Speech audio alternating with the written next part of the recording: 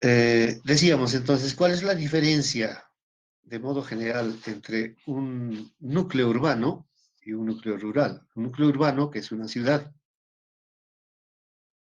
desde el punto de vista cuantitativo, tenemos de que en nuestro medio, ¿no? Esta es una información que se ha tomado de otra realidad. En este caso hemos visto de que en Europa, en algunos países se considera ciudad a un centro donde tenemos más de 10.000 habitantes. En nuestro caso, este valor es de 2.000, ¿no? En nuestro medio, en nuestro país, ciudad está calificada a una población cuando tiene más de 2.000 habitantes. Y núcleo, pues, un asentamiento rural, cuando tiene menor, su población es menor a 2.000 habitantes. Desde el punto de vista morfológico o físico, ya sabemos de que una ciudad tiene alta densidad, un núcleo rural baja densidad de población y edificación. En un núcleo rural tenemos predominio de viviendas, también en una población, en un predominio de viviendas colectivas, o sea, los famosos departamentos, las viviendas multifamiliares, edificios de viviendas multifamiliares. En cambio, en una población, en un núcleo rural, predominan las viviendas unifamiliares, ¿no? Y inclusive en espacios bastante amplios, ¿no?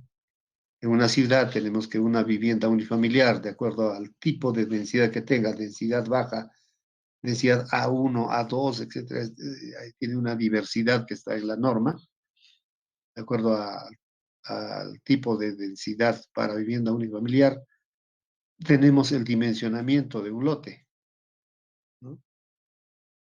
Entonces, hay una diversidad de planificación de esto, ¿no? Desde el punto de vista económico, en la ciudad predominan actividades tipo secundaria y terciaria, y en el núcleo rural la actividad primaria, que es la producción, ¿no?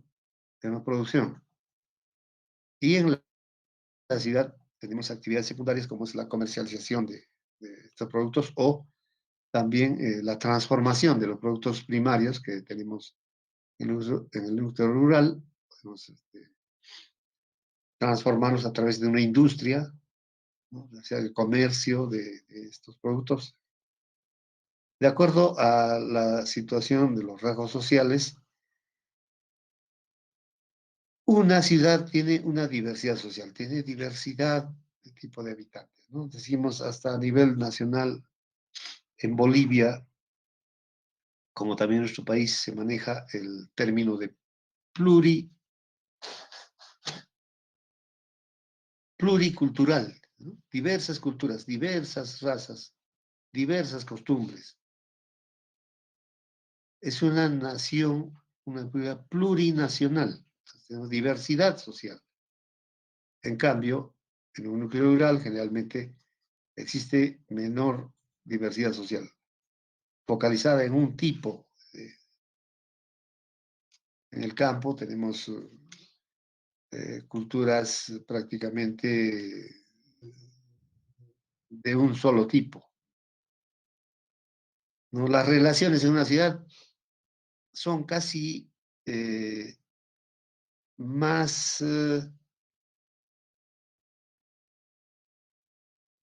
automatizadas, anónimas, ¿no? La relación y más inclusive con esta situación virtual, ya casi las relaciones son impersonales. En cambio, en un rural es directa, la relación es directa, familiar, las instituciones sociales son más estrechas, ¿no? Y la influencia sobre el entorno, las ciudades influyen en el entorno de las funciones políticas, administrativas, económicas. Los núcleos rurales generalmente son autónomos. Dentro del mismo núcleo tenemos que se satisfacen todas estas actividades. En cambio, en una ciudad tenemos espacios definidos. Tenemos, hemos mencionado de que en una delimitación territorial de una región o del país en general tenemos lugares donde tenemos las funciones centralizadas. Por ejemplo, en nuestro país la función político-administrativa está centralizada en la ciudad de Lima, en la capital. Las funciones económicas también están centralizadas prácticamente en las ciudades, en la zona de la costa. Fábricas, etcétera. En la sierra casi no tenemos este tipo de ciudades o actividades que se desarrollen, ¿no? Los elementos de una ciudad. Bueno, esta es una información que se ha tomado de, de una uh,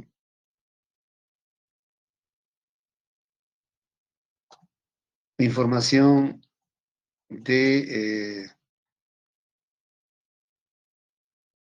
un texto no de nuestro país, ¿no? De estos términos, por eso es que hay diferentes términos, son de realidad europea, ¿no? Decimos senda a la vía o a la calle. Entonces son los elementos de una ciudad. Las vías o las calles, ¿no? Conductos que sigue el océano normalmente, por donde se traslada, ¿no? Es un elemento de la ciudad, las calles, senderos, avenidas, líneas férreas, el metro, etcétera, son partes de una ciudad. Otra parte son los nodos, dicen, los puntos de intersección, un nudo, ¿no? Y un punto, los puntos de intersección son canalizados generalmente a través de óvalos. ¿Para qué? Para facilitar, para canalizar el cruce en este tipo de avenidas. El entorno de la ciudad, borde le llaman acá, ¿no? El entorno de la ciudad es parte también de la ciudad. Los asentamientos que tenemos entre los barrios o urbanizaciones, parte de la ciudad, ¿no? Y las edificaciones, ¿no? Los puntos, el hito, dice acá, los puntos, lugares puntuales. ¿Qué tenemos? Tenemos algunos lugares puntuales como son los templos, las plazas, los estadios, ¿no?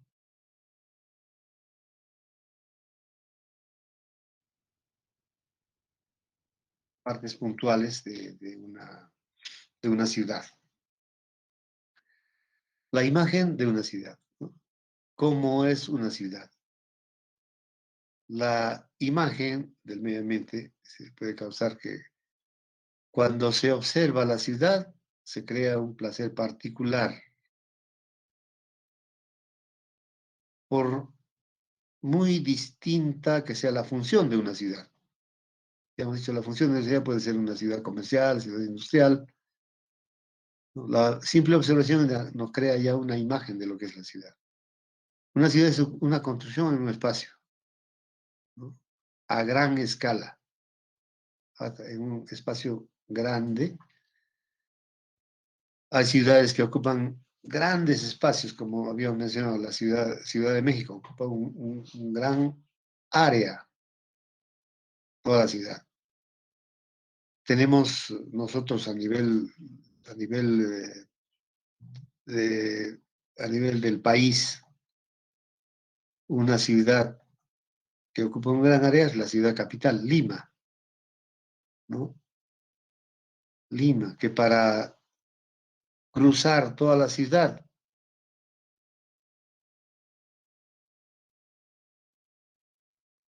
desde el punto donde podemos decir que inicia la ciudad, ¿no? En un recorrido, por ejemplo, de sur a norte o de norte a sur, tenemos algo de 100 kilómetros de longitud de la ciudad, ¿no? Entonces, esa es la imagen que nos presenta una ciudad. La legibilidad, ¿no? una ciudad legible o legal, ¿no? La legalidad de una ciudad es aquella cuyos distritos, urbanizaciones, los lugares o hitos sobresalientes, como hemos dicho, los templos, los, las plazas, etcétera, son identificadas fácilmente, ¿no? Se agrupan. Es es un requisito que debe tener una ciudad, es algo que se debe cumplir. En nuestro medio, ¿cómo identificamos cada una de las vías?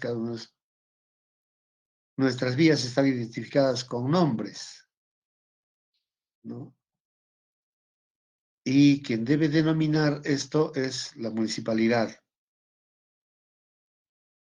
Muchas veces en una habilitación urbana, yo he participado bastante en esto dentro de mi ejercicio profesional, he hecho bastantes habilitaciones.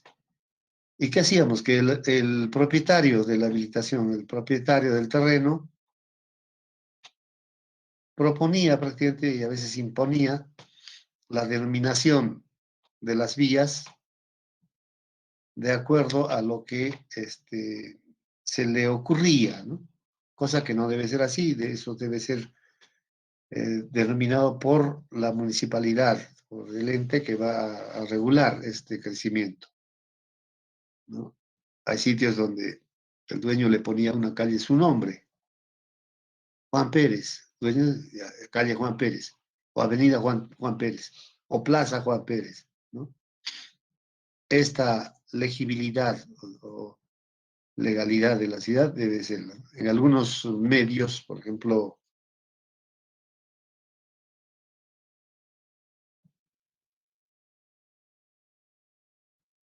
en,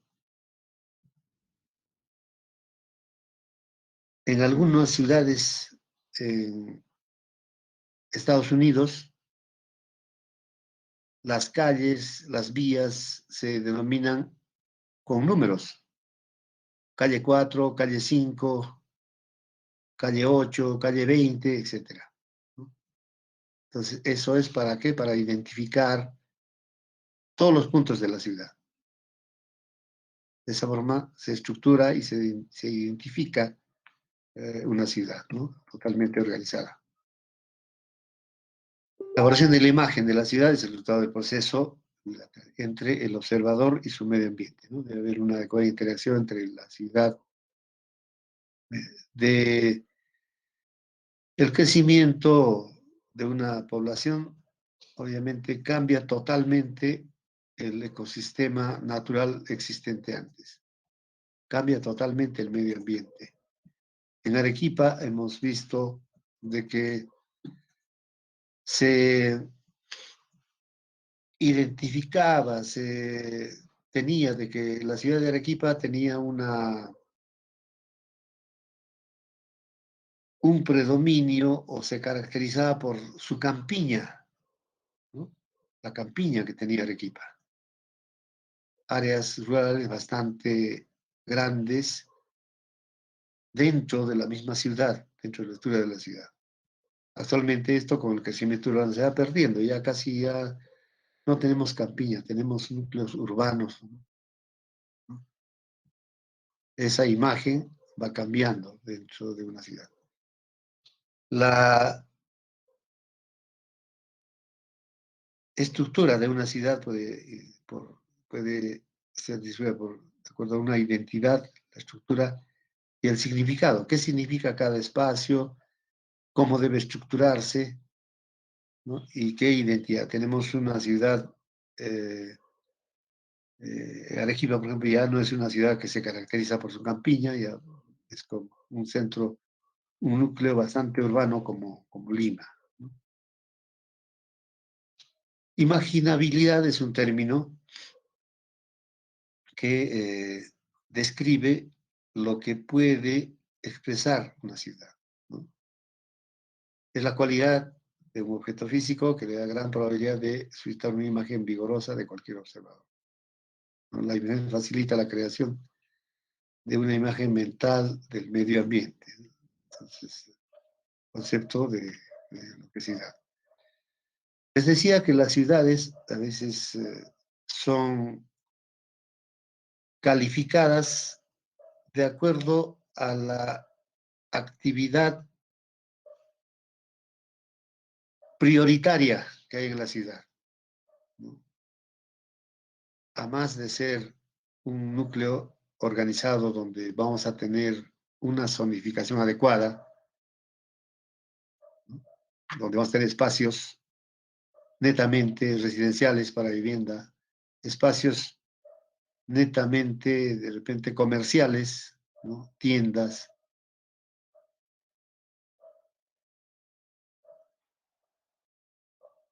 y espacios para otro tipo de actividades. Pero tenemos ciudades que son de por sí emblemáticas, de por sí son conocidas por alguna actividad primordial dentro de la ciudad, ¿no? En la ciudad. Por ejemplo, París se conoce como la ciudad luz y como un centro de arte y educación. ¿Por qué? Porque tenemos bastante presencia de museos, tenemos concentración también de centros de educación, universidades, ¿no? Etcétera. ¿No? En los museos tenemos una variedad de culturas que se muestran. Por eso se dice París la ciudad luz. ¿Por qué? Porque no solamente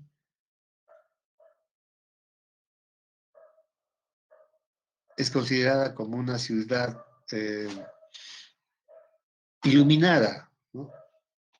Sino que la luz se refiere al conocimiento, la luz del conocimiento que tiene París, ¿no? Con abundancia de museos, de culturas, etc.